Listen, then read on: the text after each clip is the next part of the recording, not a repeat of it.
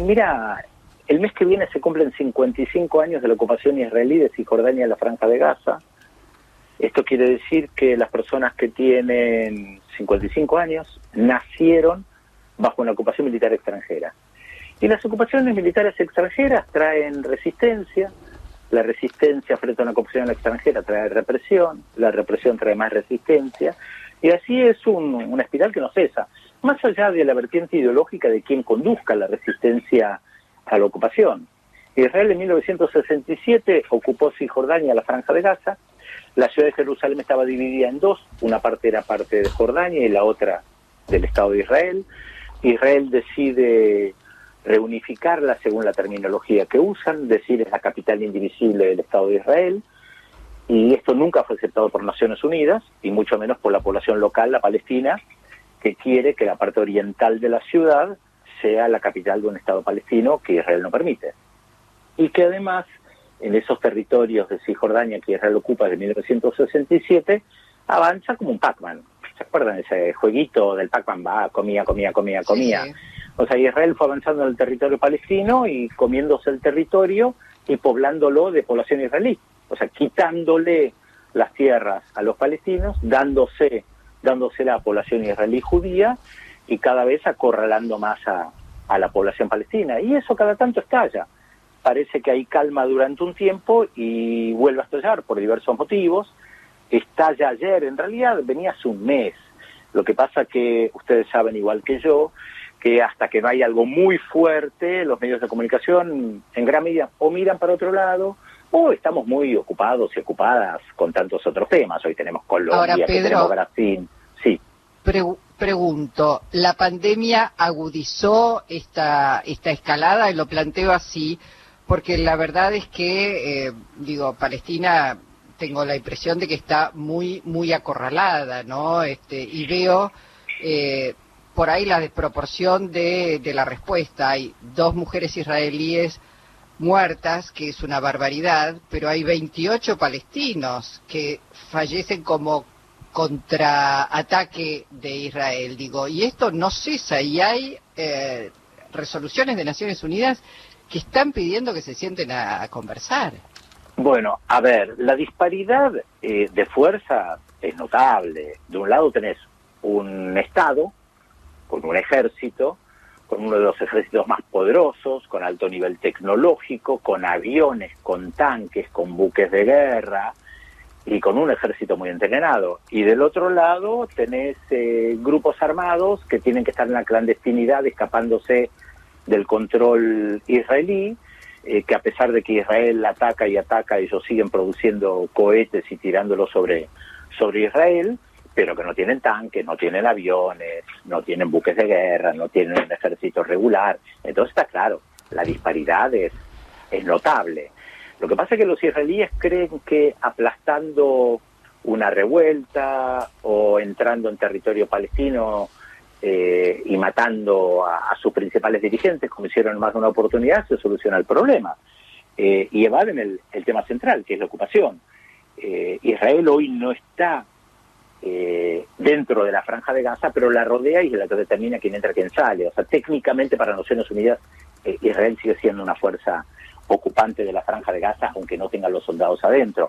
Pero hace 7 años llevó adelante una ofensiva militar, creo que fue en el 2014, entró la Franja de Gaza y mataron a cerca de 2.000 palestinos y el mundo sigue andando y sigue mirando para otro lado sin encontrar una solución, cuando tenés además de un lado a un gobierno de extrema derecha debilitado como el de Netanyahu, porque hubo elecciones hace poco y ni siquiera han logrado formar un gobierno, ya hay varios procesos electorales sucesivos, un Netanyahu sorpresivo, que seguramente no pensaba que lo iban a atacar en Jerusalén, porque en realidad lo que piensan los israelíes por lo general es que con cada golpe se van a callar y que en algún momento esto se va a terminar, van a dejar de protestar. Vamos a avanzar tanto sobre su territorio que van a dejar de protestar. Y la historia demuestra que un pueblo que vive bajo una ocupación extranjera se sigue rebelando y pueden pasar años sin que suceda nada y de nuevo hay una nueva generación, un nuevo estallido, porque estás harto o harta de ver a los soldados entrando a tu casa, llevándose detenida a tu familia. Y además, y esto pasa todos los digo, días. hablabas hace 55. 55 años hay 3, 4 generaciones que Exacto. han crecido desproporcionadamente, primero urbanísticamente. Pero en el lado palestino también hay una explosión demográfica. Y de un lado, y digo en términos de pandemia, te preguntaba Luisa, todo Israel está vacunado, Palestina no está vacunada. Sí. Digo, vamos al revés. Vamos a hacer una guerra de papelitos. De un lado y del otro, tirame el papelito del certificado. Del otro lado no tienen papelitos de certificado. Solo aquellos palestinos que necesita Israel para subirse al andamio para una construcción o lo que fuere. Sí, es tal cual como vos lo decís.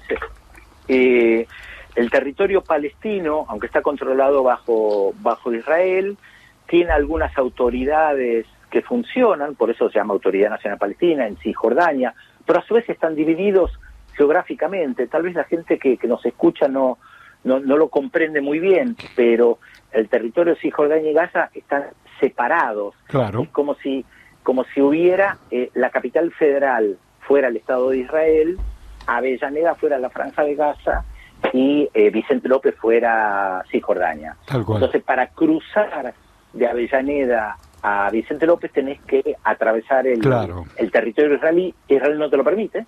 Tal cual. Entonces vos no podés ir de Avellaneda a Vicente López, no podés ir nunca, directamente. Tal cual. Porque no hay ningún camino que te vincule. Te hago una pregunta que tiene que ver con los liderazgos primero territoriales. Netanyahu es un hombre desgastado y vos recién lo reafirmás. Por el lado palestino, aquellos nostálgicos creen que es Arafat, pero todo eso se rearmó políticamente. ¿Quién hoy conduce el Parlamento? Es decir, digo, ¿qué tendencia? ¿Hay una tendencia que dialoga, que se sienta con alguien? A ver, muchachos, ¿así no podemos seguir? ¿O es solamente los enfrentamientos? Mira, hubo un acuerdo de paz en 1993, te parece tan lejano y lo hemos hablado tantas veces, Horacio, que se quebró, entre otras cosas, porque del lado israelí mataron al primer ministro que encabezaba ese acuerdo de paz. Claro. Y el asesino de Rabin, el primer ministro... Y lo mata un ultraortodoxo que cree que Israel existe en la medida que venga un Mesías, pero ocupan un lugar en la Knesset que en el Parlamento. Es que son muy poderosos y además una parte importante de la población lo apoyó. Claro. Entonces te encontrás con la imposibilidad de dialogar. Los diferentes diálogos que hubo fracasaron, parece haber posturas irreconciliables, e Israel cree que el tiempo juega a su favor. Es una famosa frase dentro de la sociedad israelí. El tiempo nos favorece. ¿Cuál es la concepción? Y se van a terminar acostumbrando, aunque no haya solución. Si se da la coyuntura, algún día los expulsaremos, y si no, seguiremos con Pac-Man ocupando su territorio. Y vos seguramente me escuchás y decís, ¿y pero no hay solución? Y a corto plazo no. Y yo digo, te estaba preguntando sobre la territorialidad. Trump quería la capital, quería esto. ¿Biden es lo mismo? No es lo mismo que Trump. De hecho, los diferentes gobiernos demócratas e incluso republicanos no reconocieron el deseo de Israel de poner a Jerusalén como su capital y mover la embajada de Estados Unidos de Tel Aviv a Jerusalén.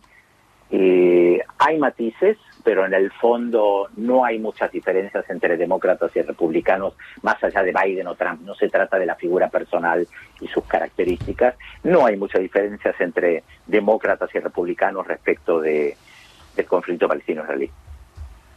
Bueno, aunque en la época de Clinton, que es la época de los acuerdos de paz, había algunos asesores de Clinton que eran bastante más equilibrados y que trataban de buscar un acuerdo, bueno, que se malogró por múltiples circunstancias. Hoy no parece haber acuerdo a corto plazo. Entonces, ¿qué puede hacer un Netanyahu muy debilitado? Atacar otra vez la Franja de Gaza, tirar misiles tras misiles y matar, en vez de 28, como mencionaba Luisa, a matar 40, 50, 100, 200. Y el problema sigue. Vos fíjate que hace unos meses Israel festejó con bombos y platillos unos acuerdos de paz, llamémoslo, con algunos países árabes menores. Y yo me acuerdo que decía en ese momento, esto no lleva a nada. Israel lo puede festejar, podrá tener negocios con Emiratos Árabes, pero el corazón del conflicto es el palestino israelí. Y mientras Israel ocupe los territorios que ocupa, no hay paz posible. Bueno, ahí lo tenés. Querido Pedro, por mi parte, gracias, nos ayudas a pensar en voz alta, te damos un fuerte abrazo. Un abrazo también para ustedes. Es Pedro Brigger. Gracias, Pedro.